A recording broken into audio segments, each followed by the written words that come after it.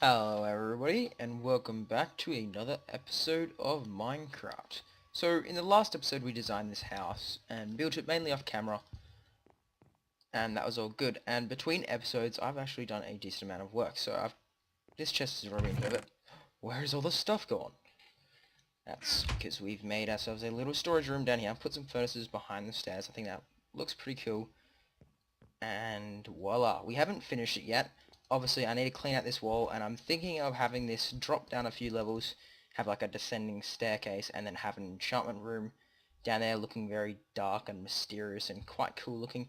But we have our chest room right underneath the house. We have our resources, and we went for quite a bit of mining, and the sounds are quite low, high for me. So I'll just lower my volume. But there we go, so we got some resources. We got a diamond and a bunch more iron, gold, redstone.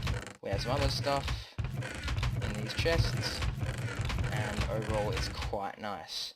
So upstairs you can see we have made ourselves an enchantment table, and one thing we definitely need for this is books, and so we need to make a sugarcane farm.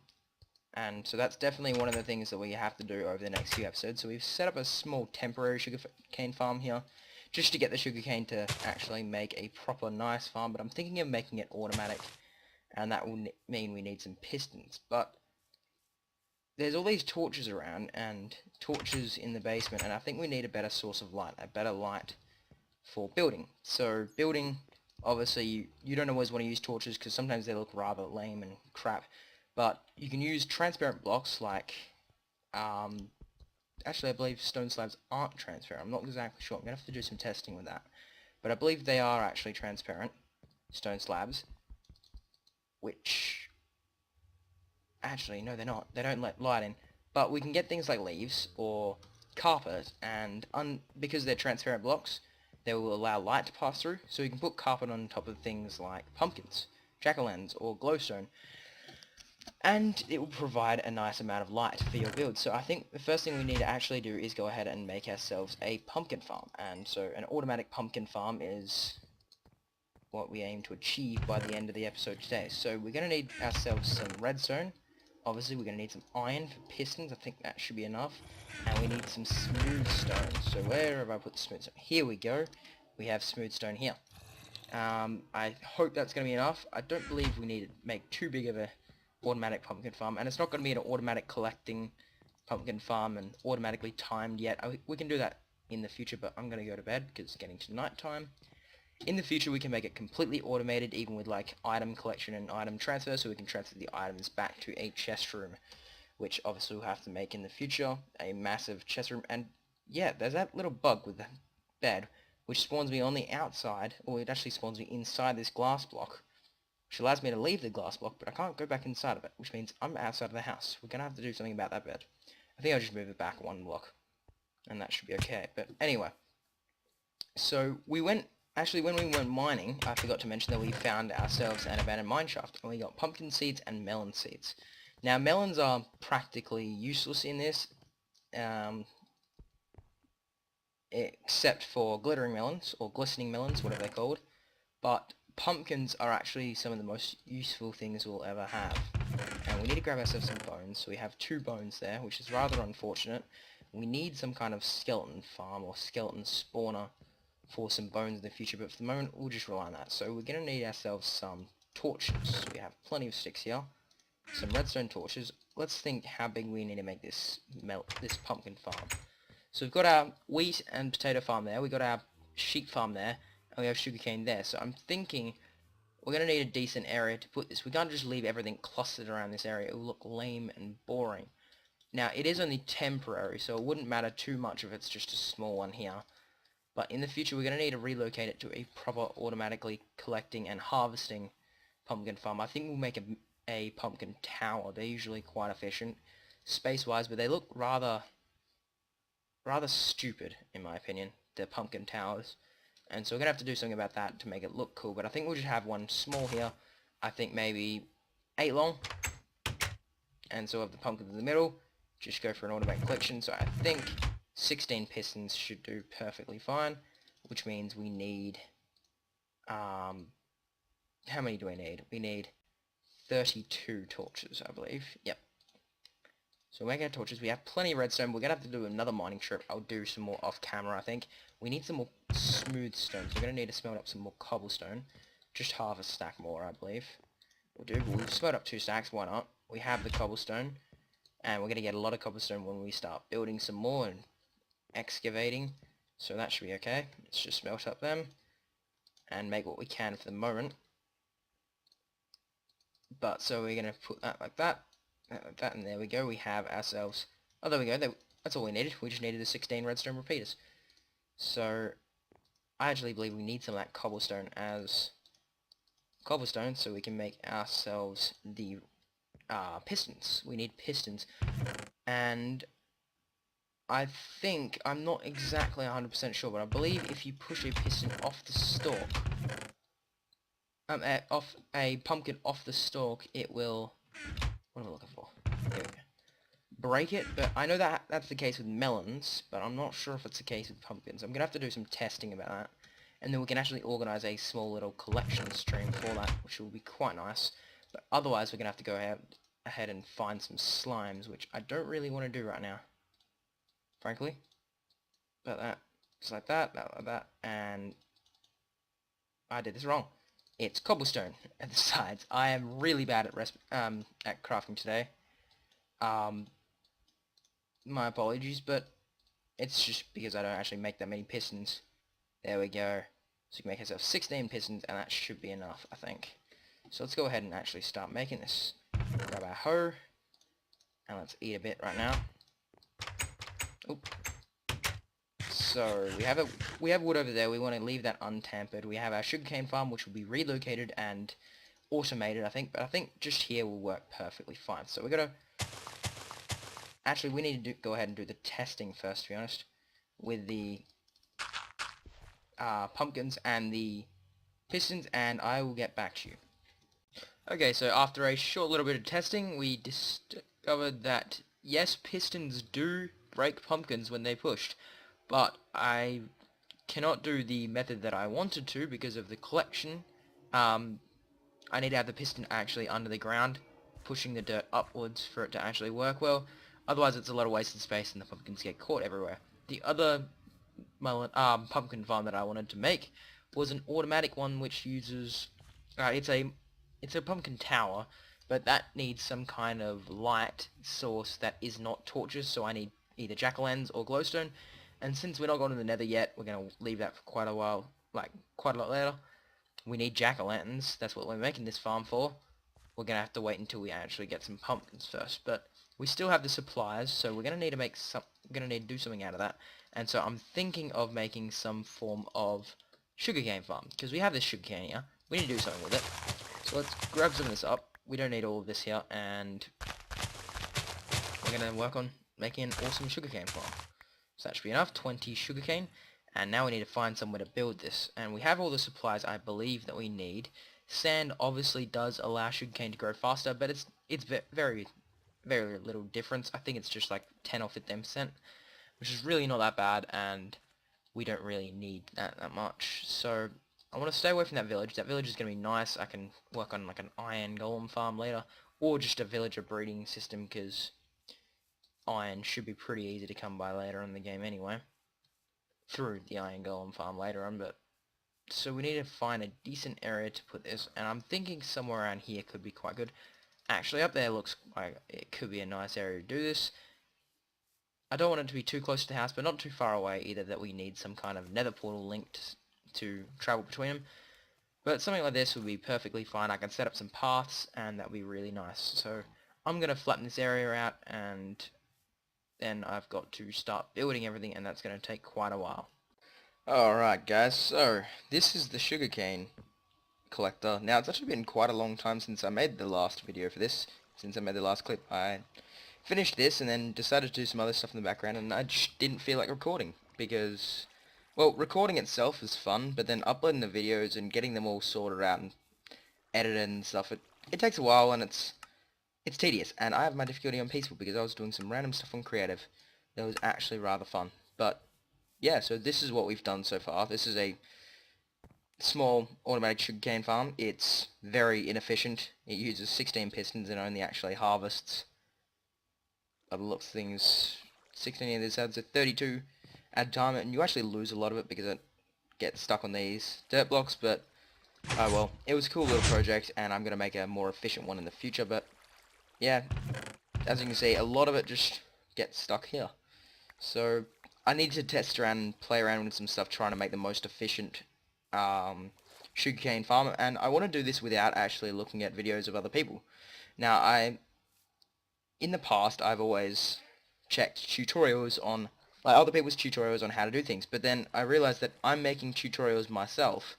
It kind of defeats the purpose to make tutorials if then I'm checking tutorials of other people's stuff, so it kind of, yeah, it's anti-productive. So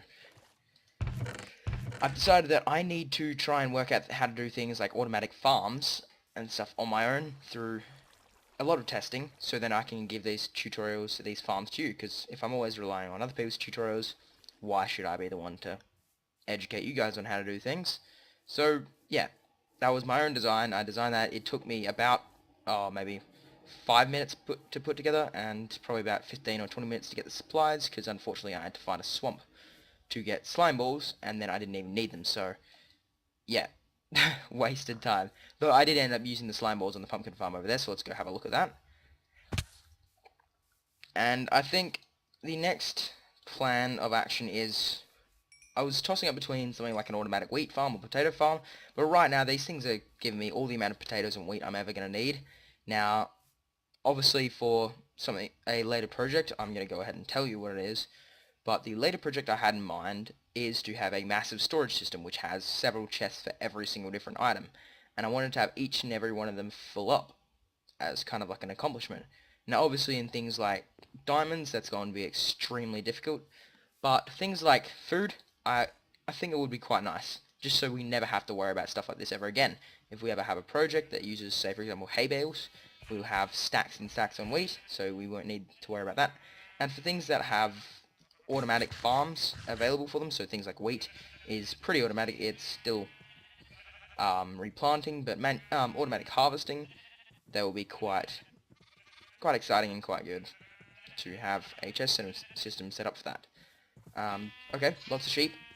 I've been breeding them whenever I get a chance, whenever I come online. I need to harvest some more wheat out of that, but I want to wait till it fully grows first. Okay, so distracted, as usual when I make these videos. Miniature pumpkin farm. Basic, standard. This is the first automatic pumpkin farm design that I've ever made. It was really simple, and I made it a long time ago, actually. I created this mini design. I do have a more efficient design, but that's a tower, and I don't think it would look good near my house, so I'll have like a, what type of, maybe like a rural district, or a machine district, or something like that, which will have all these different contraptions, which will obviously look very obtrusive, so I don't want them near the residential areas.